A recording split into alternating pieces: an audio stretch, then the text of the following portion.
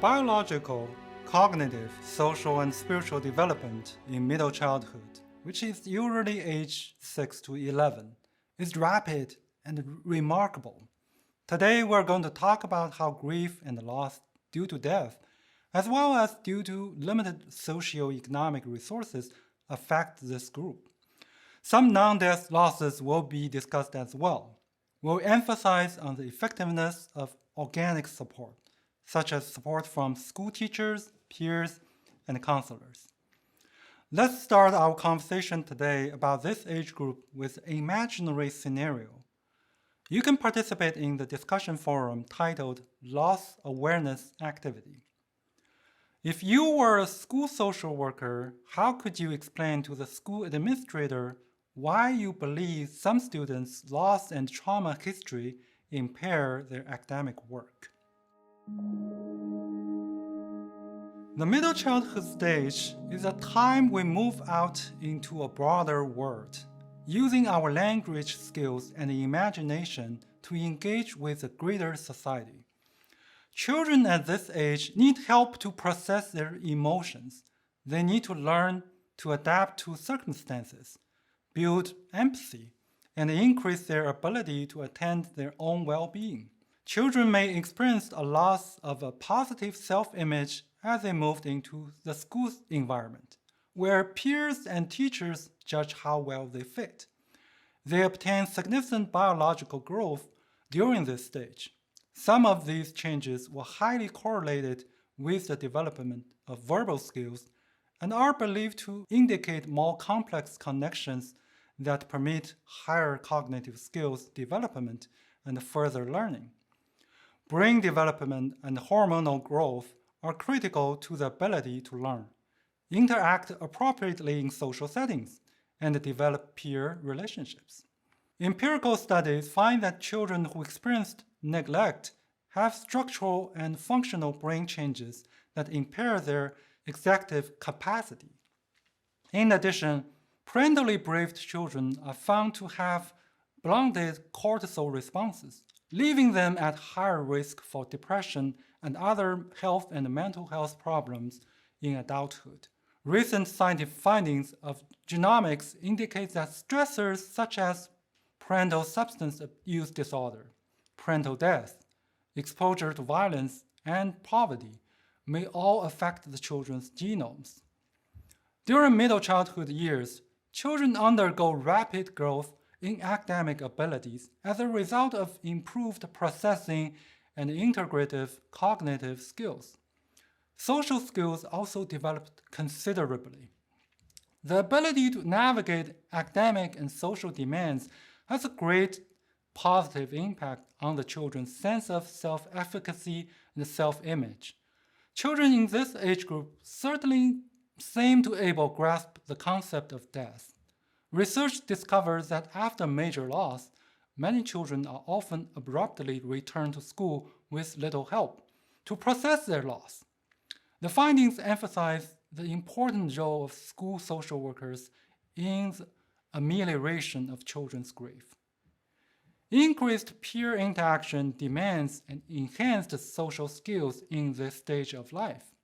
When children experience a loss, the peer network is used more for distraction and engagement with other activities than to verbally process feelings about the loss. If they act out aggressively or maybe alternatively withdraw, it creates peer rejection. It then leads to a secondary loss that bereaved children now lose the social support cushion that can promote resilience.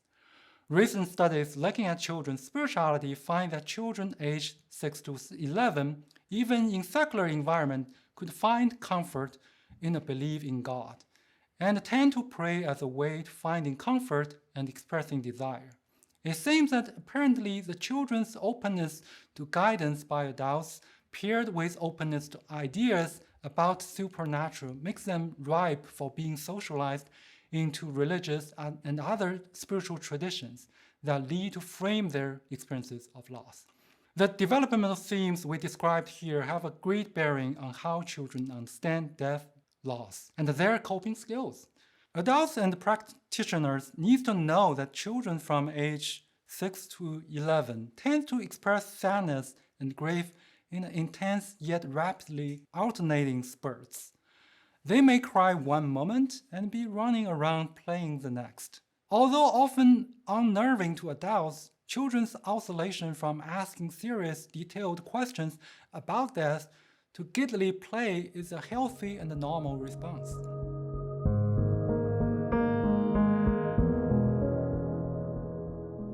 The death of a parent is perhaps most life-changing loss a child can experience. A study of parentally bereaved children finds higher rates of early mortality for the children as they age, with greater risk when the parents died of unnatural causes such as suicide or homicide. Research on children whose parent died finds that long-term negative impacts of parental death may ameliorated by attention to the child's school performance and the enhancement of support for ongoing academic achievement, especially in the first 2 years after the death.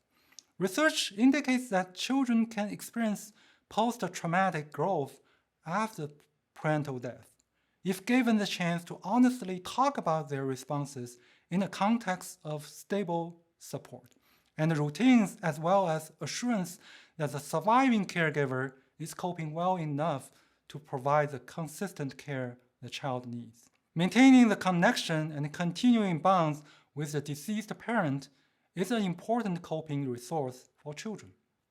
Study finds that surviving parent is most frequently the person who helps children maintain continuing bonds with the deceased parent over a lifetime. It seems those children who have helped maintain continuing bonds with the deceased parent find it beneficial in their early adulthood.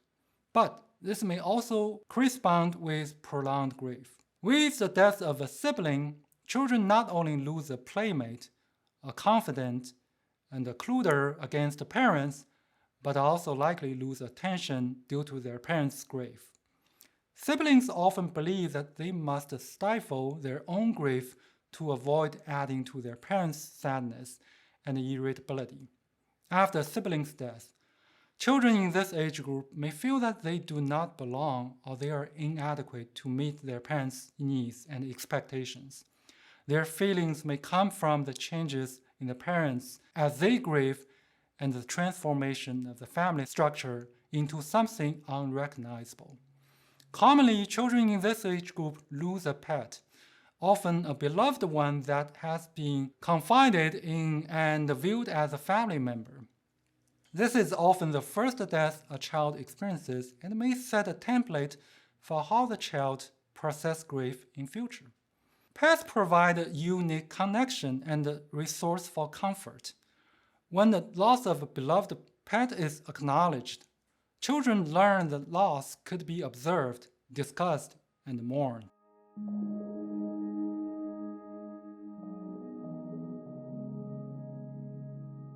Children may lose their parents as a result of CPS removing them from their homes due to substantiated abuse. Just as children bereaved in more traditional ways must rework their losses as they mature, children experience abuse must rework their understanding to recognize, validate, and grieve the losses involved in the betrayal of the parental relationship or the loss of those relationships altogether, if they are removed from parental care.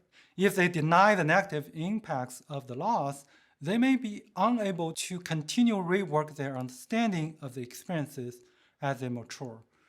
Part of healing and being resilient after loss due to abusive involves acknowledging the experiences, considering the loss involved in the parental and caregiver relationship, and attending to self-care and healing over a lifetime. When parental divorce happens, children often engage in a magical thinking and therefore believe that they somehow caused the problem between their parents and the dissolution of their marriage. Further, they may be used as pawns between the parents fighting over property, financial support, and their children's loyalty. The child experiences loss of the parent who leaves the home and of the formal family constellation, but may not quite understand what divorce means. The divorce-related losses of family structure and routine, financial well-being, and assumptive worth are very powerful. Studies show that children whose parents divorced are at somehow high risk for relationship instability during their early adulthood. Social workers working with this age group need to acknowledge the losses due to illness and injuries as well. Research finds that childhood illness and injuries can have long-lasting physical consequences and hidden psychological and emotional ramifications when children feel different or ostracized because of medical treatments. These are losses of competence, mastery, and the acceptance of peers, in addition to the loss of bodily integrity.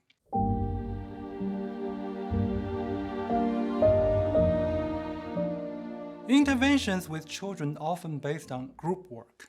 Groups allow children to feel the support from others who mourn the similar losses. This validates the loss and allows children to hear from others at their own developmental level about strategies for coping with their loss. Most importantly, group participation shows them that they are not alone and that others have gone through very similar losses and circumstances. In Canvas, you will find a TED Talk titled "It's Time We Reframe Grief for Children" by Kate Atwood. She started a nonprofit for children who experienced the loss of a loved one, utilizing peer support. We mentioned earlier that children grieve differently, taking a due process to its extremes. They cry 1 minute and play happily the next, particularly at younger age. Unfortunately, this makes it seem that they are either grieving incorrectly or not grieving at all.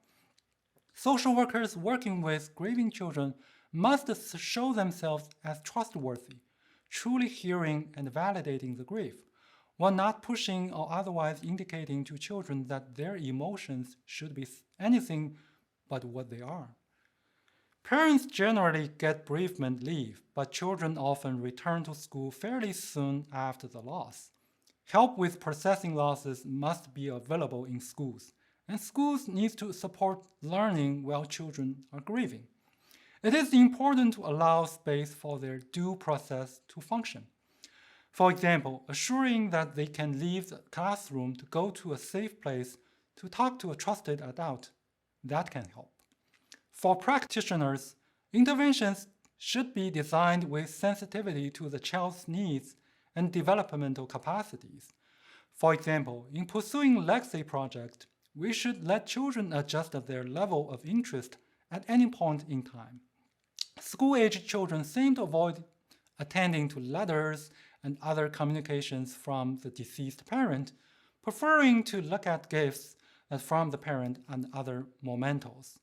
In time, they became more mature, and that's enough for them to handle direct communications. Social workers can interact sometimes in displayed and symbolic ways to convey information appropriate to the child's developmental stage, correct misconceptions due to magical thinking, validate the child's feelings and responses, and provide support.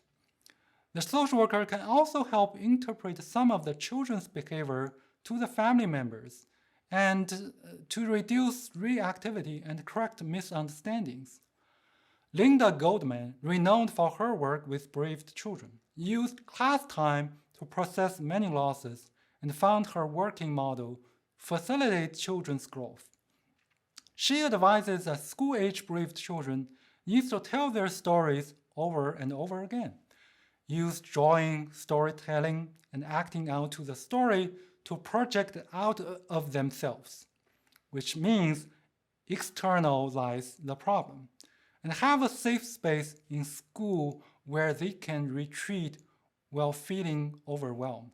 Be allowed to get reality checks in the face of fears that whether surviving family members are safe, and be given the chance to do memory work and create legacy project.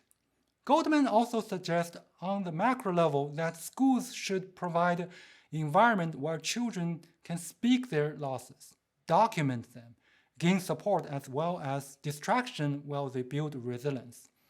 Mindful-based techniques are found accepted by bereaved children. These techniques can train the child to adapt relaxation practices.